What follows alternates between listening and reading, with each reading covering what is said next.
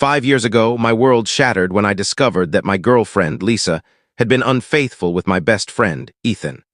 Now, just weeks before my wedding, a stunning revelation turned everything upside down again. I was 29 when my life unraveled, caught in a storm of betrayal involving Lisa, my then-girlfriend, and Ethan, my roommate and supposed confidant. Lisa and I had been together for some time, and though our relationship had its flaws, I never suspected anything deceitful was happening right under my nose. In hindsight, there were hints, her giggling too much at Ethan's lame humor or spending hours in his room watching shows on his fancy TV. But I dismissed it, trusting them both completely. That trust was a mistake.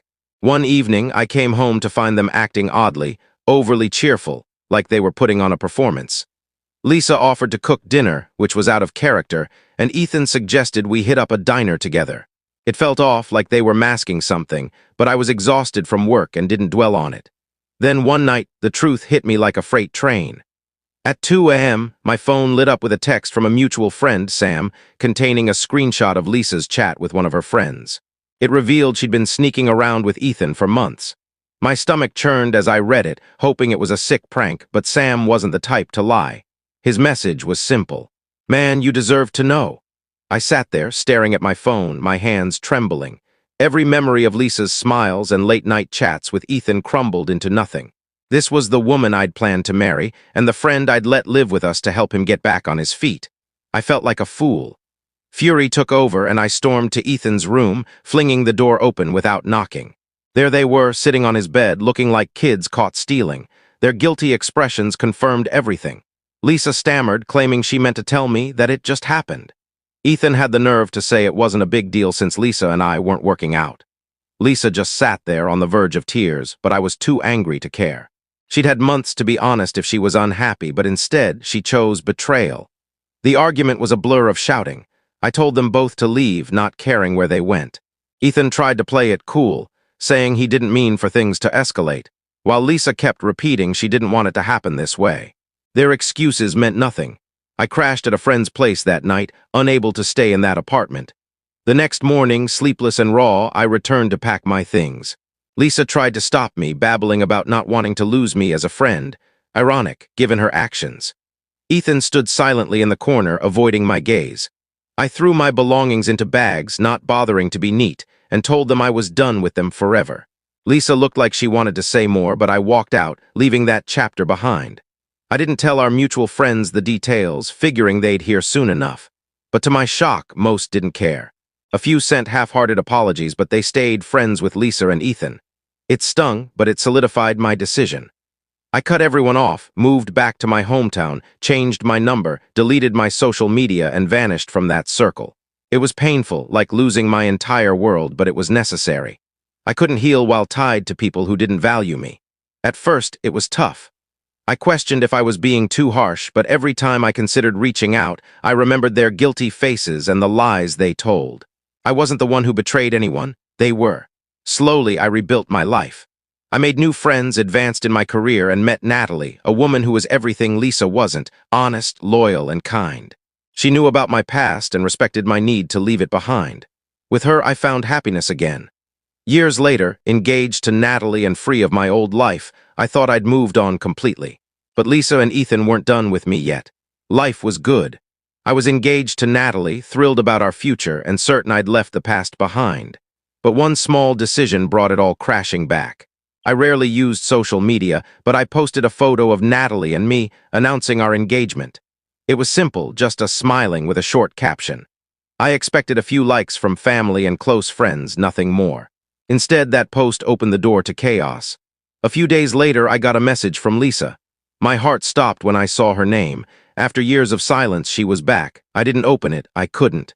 The anger and hurt flooded back, and I wasn't interested in her excuses. I blocked her immediately, thinking that would end it. I told Natalie about it that night, wanting no secrets between us. She laughed it off, saying I did the right thing, and blocked Lisa too.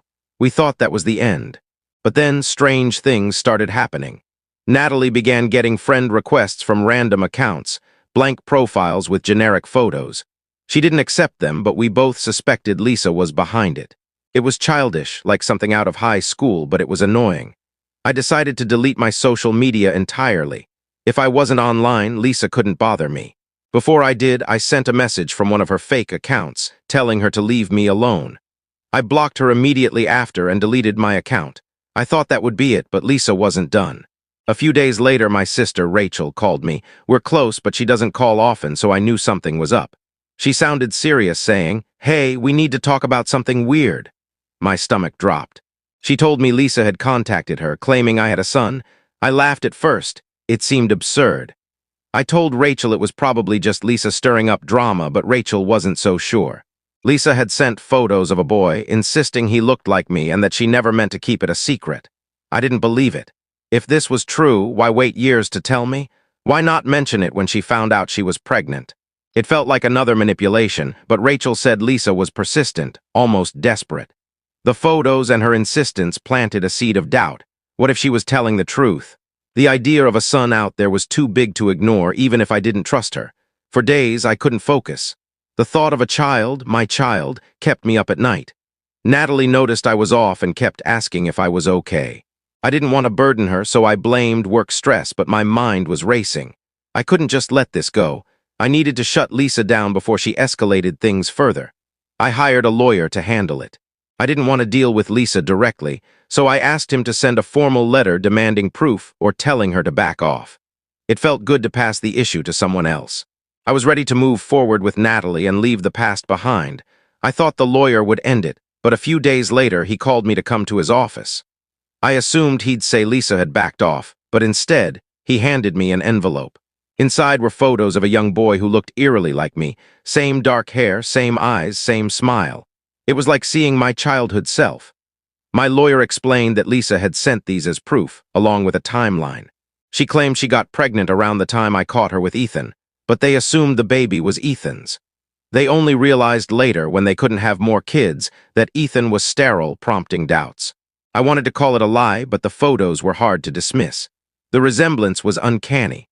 Still, I wasn't going to trust Lisa without hard evidence, so I told my lawyer to arrange a DNA test. Waiting for the results was torture. Every day dragged and I couldn't think straight. I told Natalie everything, and though she was worried, she supported me, promising we'd face it together. When the results came, my lawyer confirmed it. The boy was mine. I felt a whirlwind of emotions, shock, anger, and something else I couldn't name. I had a son I'd never known, raised by Ethan as his own. The betrayal stung all over again. Lisa and Ethan had kept this from me for years, only coming forward now that I was doing well. It felt calculated, like Lisa saw my happy life and wanted to disrupt it. But this wasn't about them. It was about my son. He didn't choose this mess, and I wasn't going to abandon him. I told my lawyer to contact Lisa and Ethan, stating I wanted visitation rights and was willing to pay child support. But Ethan pushed back, insisting he was the real dad and didn't want me involved. His audacity, cheating with my girlfriend, raising my son, and now acting like I was the intruder, made my blood boil. I told my lawyer to make it clear, if I'm paying, I'm involved. No negotiations. Lisa tried to mediate, suggesting discreet visits to avoid confusing the boy, but I refused. I wasn't going to be a secret in my son's life. If they wanted support, they'd have to accept me as his father. Otherwise, I'd save the money for him until he was 18. They threw every excuse at me, calling me selfish, but I wasn't the one who'd lied for years. The fight wasn't easy. Legally, Ethan was on the birth certificate, making him the recognized father, so my rights weren't automatic. My lawyer warned it would take time and money. Lisa and Ethan didn't help. Ethan refused to meet, sending emails about being the only dad my son knew and not wanting to disrupt his life. Lisa proposed limited visits, still trying to control the terms. I rejected their offers outright. Weeks of back and forth followed, with Lisa's guilt trips and Ethan's territorial rants. I stayed firm. I was my son's father, and I wouldn't be sidelined. Finally, we arranged a meeting. It was tense. Lisa looked nervous. Ethan sat with his arms crossed, avoiding my gaze. Lisa repeated her excuse about thinking Ethan was the father and not wanting to complicate things. Ethan bragged about teaching my son to ride a bike and being there for every milestone, as if that erased my rights.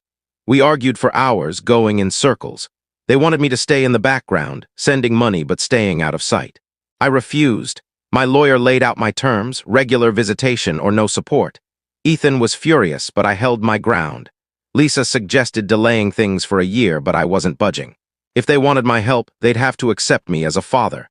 The meeting ended without agreement, but I'd made my point clear. Things stayed quiet for a bit, but Lisa tried again, sending me a direct message. She claimed she understood my pain and didn't mean to hurt me, saying Ethan felt threatened by my involvement. She proposed a compromise, a few visits a year without telling my son I was his dad. I saw through her manipulation and replied that I'd only be involved as his father, nothing less. She didn't respond. Then Ethan called, the first time I'd heard his voice in years. He started with a pretense of wanting to work things out, but soon revealed his true goal, keeping me out. He talked about not confusing our son with two dads. I cut him off, saying I wasn't here to make things easy for him. I was here for my son. I hung up, done with his games. Natalie kept me sane through it all, reminding me I was fighting for the right reasons. One night she said, "Your son will thank you someday for not giving up." It hit me hard. This wasn't about Lisa or Ethan. It was about my son knowing I fought for him.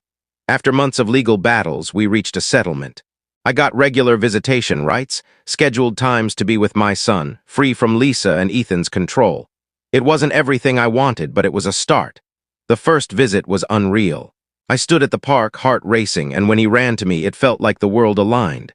He looked so much like me with the same curious spark. We played, talked, and laughed, and for those hours I was his dad. It's not perfect. I still deal with Lisa and Ethan's boundaries, and sometimes I feel like I'm only scratching the surface of knowing him. But each visit, we grow closer. He's starting to see me as more than a stranger. Lisa and Ethan are slowly accepting that I'm here to stay. Natalie's been incredible, bonding with my son and supporting me through every step.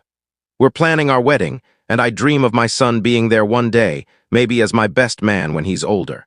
I'll never get those first 5 years back, but every moment with him now makes the fight worth it. One day, I'll tell him the truth, not to turn him against anyone, but to show him I fought to be his dad. For now, I'll keep showing up as long as he'll have me. If you connected with this story and felt its emotions, please like, share, and follow for more real-life tales and heartfelt experiences. Your support means everything and helps us share more stories like this. Thank you for reading and stay tuned for more.